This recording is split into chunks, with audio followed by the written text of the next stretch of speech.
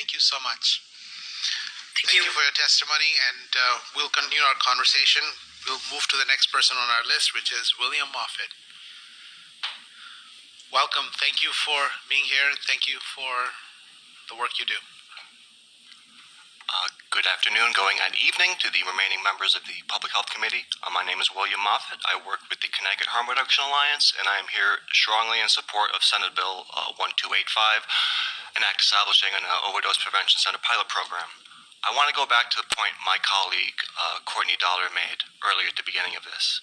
How often in these conversations, similar to a lot of public policy, we get so caught up in the services that we forget about the people we're supposed to be serving. The voices of those in active use are constantly left out of these conversations. Maybe at some point today you had someone who spoke who was in active use, maybe not. People, as I've talked to them on the streets, are often afraid. They don't really have the time to come to a room like this to bare their souls. And to be honest, I understand. Imagine you going into a spot where your life is up for debate, where your existence, where the way you're treated is contingent on a certain amount of things. I'm not trying to blame anyone else, but I've heard a lot of things today that were just seeped in ignorance. I speak from my personal experience, and I'll tell you that everybody in the field, every advocate, everyone out there has some level of implicit bias, some level of ignorance that they bring. But ignorance does not need to be malicious for it to be destructive. The fact that we're still having these conversations is really disillusioning. When you first had this conversation a couple years ago, a few of our participants, I'd ask them, hey, would you use Safe Consumption Site Overdose Prevention Center? And so many said they would. One in particular who I want to give tribute to, I won't say his name right now, he said, yeah, of course I would use it. He was always so afraid of either if he got locked up or if he went into a detox program about overdosing and dying. This was a guy who would never go to a warming center. He would find any hole he could to use. Everywhere he went, he was judged, stigmatized. Every no public restroom sign you see is implicitly saying, you're not welcome here. And he said, yeah, I would use it. And I had a really dark thought when I had this conversation with him that he wouldn't be alive to see it. And he's not. And he's one of many. And I really, just because we've all been affected by this doesn't mean we understand the solutions that are there. And honestly, at this point, not to get too political, but based on where we are nationally, we need to, as a state, take reins of this.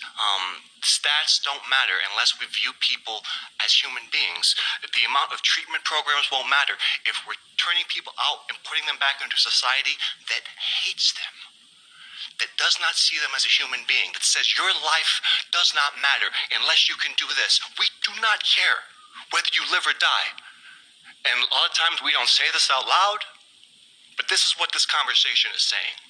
So really, we all need to act better and do better, because trust me, it is not going to get easier out there for our people. It is going to get harder.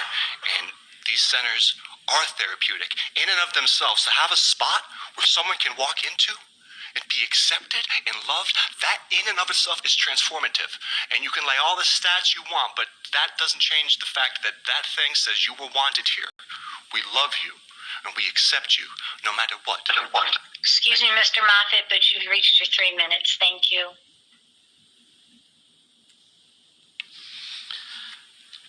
Thank you so much.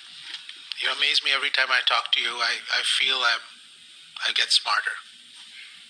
And I've told you many times privately that I'm a fan of yours. I'll tell you publicly, I'm a fan of all the work that you do and the things that you say and your poetry and how you recite your poetry and the things that you write.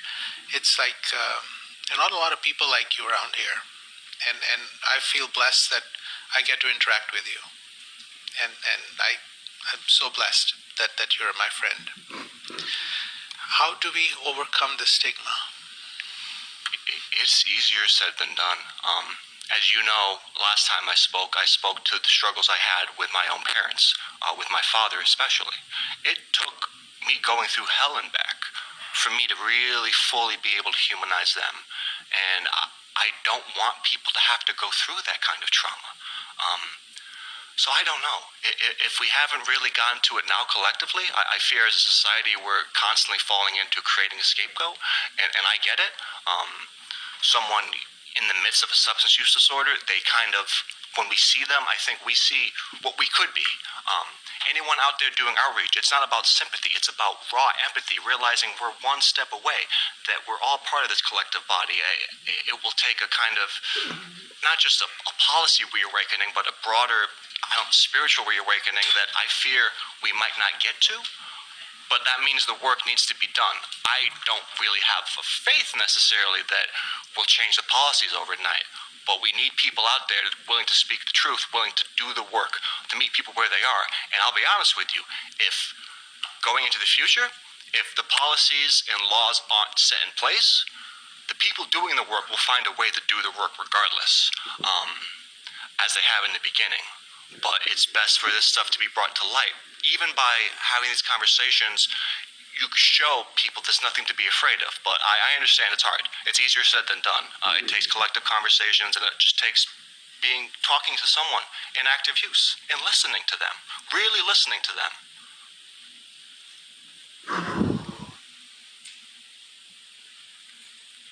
Very powerful testimony, as always. Thank you. Thank you so much. My co-chair has a question. Thank you. And you are a poet, and I wrote down what you said, that ignorance does not need to be malicious to be destructive, is an extremely powerful statement. So I sometimes talk to my children about intent versus impact, which is, I think, a different way of saying similar. But what I want to say to you is, I'm sorry for the ignorance that has occurred, but I also know that there is a commitment here to learn and to grow and to understand. I also want to say we very much, I will use I statements, I very much care about whether or not people are able to live. And I want to affirm what you're saying about making that human connection. We will continue to need and use data. Certainly, you heard the tobacco conversation, for example. All those things are important, but ultimately what it comes down to is that human connection. And we've seen here in this committee the impact of that. So I want to thank you and encourage you.